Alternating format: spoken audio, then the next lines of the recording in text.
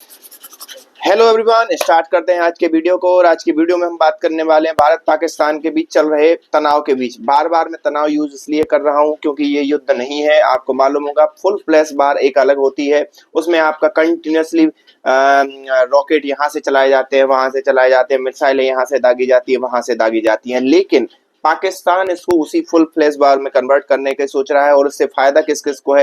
पाकिस्तान को जीरो रत्ती फायदा है, लेकिन फायदा उसको होगा, पाकिस्तान बर्बाद होगा, लेकिन अमेरिका, चाइना और सारे के सारे जो बेस्ट अभी वर्तमान में जो भारत की अर्थव्यवस्था को देखकर अचंभित हैं, उनको फायदा होगा कि भारत को कहीं ना कहीं नुकसान पहुंच जाए। वैसे भारत की अर्थव्यवस्था का गेम जो अलग ही है, कृषि आधारित अर्थव्यवस्था है, मोस्टली मैन्युफैक्चरिंग बेस्ड अर्थव्यवस्था है नहीं, तो मार्केट ज्यादा अप डाउन हो उससे कोई फर्क नहीं पड़ता। हमारे यहाँ थोड़ी सी महंगाई बढ़ेगी, अदर देन दैट हमारे यहाँ कुछ नहीं होने वाला। ये अर्थव्यवस्था को छोड़ देते हैं, किसको फायदा होगा किसको नुकसान हुआ, ये सारी चीजें छोड़ के एक चीज मैं आपको बोलना चाहूंगा कि भारत भी पाकिस्तान की जो मिसाइल लगभग 300 से 400 ड्रोन पाकिस्तान ने गुरुवार की रात को भारत के ऊपर छोड़ दिए थे, वही शुक्रवार की रात को भी सिलसिला जारी रहा। लेकिन भारत ने गुरुवार को तो कुछ नहीं कहा। क्यों कुछ नहीं कहा? उसके सबसे बड़ा कारण ये था क्योंकि पाकिस्तान अपने जो एयर स्पेस में था वो सिविलियन एयरक्राफ्ट मतलब वो होता है जिसमें आदमी बैठ के एक जगह से दूसरी जगह यात्रा करता है। लड़ाकू एयरक्राफ्ट वो होता है जिससे में मिसाइल लगा के किसी दूसरे पर हमला किया जाता है।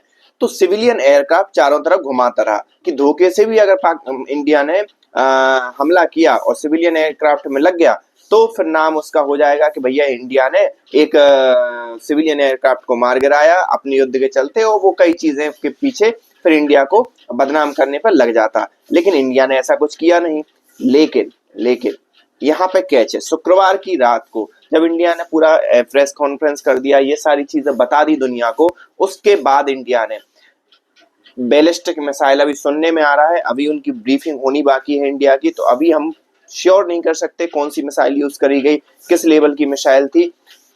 सुनने में आ रहा है कि बैलिस्टिक मिसाइल यूज की, 5 या 6 बैलिस्टिक मिसाइल यूज की। ये पाक आर्मी का और पाक मीडिया का दावा है, ठीक है। भारत का अभी तक कोई इसमें ब्रीफिंग नहीं हुई है। उसमें इनकी कराची, इस्लामाबाद और लाहौर तीनों की तीनों जगहों को बर्बाद या नेस्तनाबूद कर दिया गया।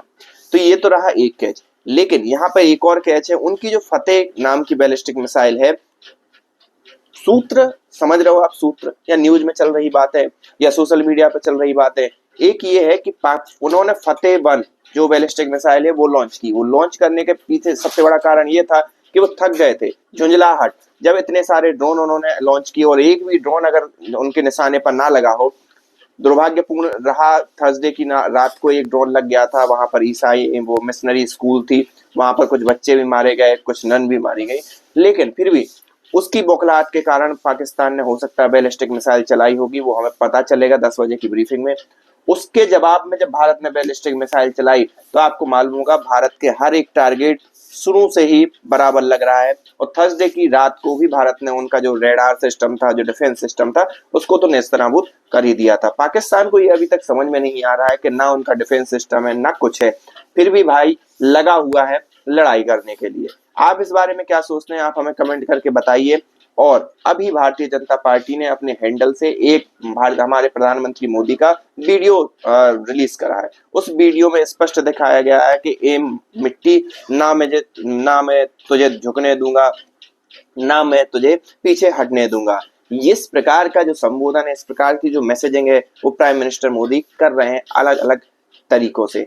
आप इस बारे में क्या सोचते हैं? हमें बताइए कमेंट के अंदर। मिलते हैं नेक्स्ट वीडियो में। और हमारा भारत जिंदाबाद। Thank you.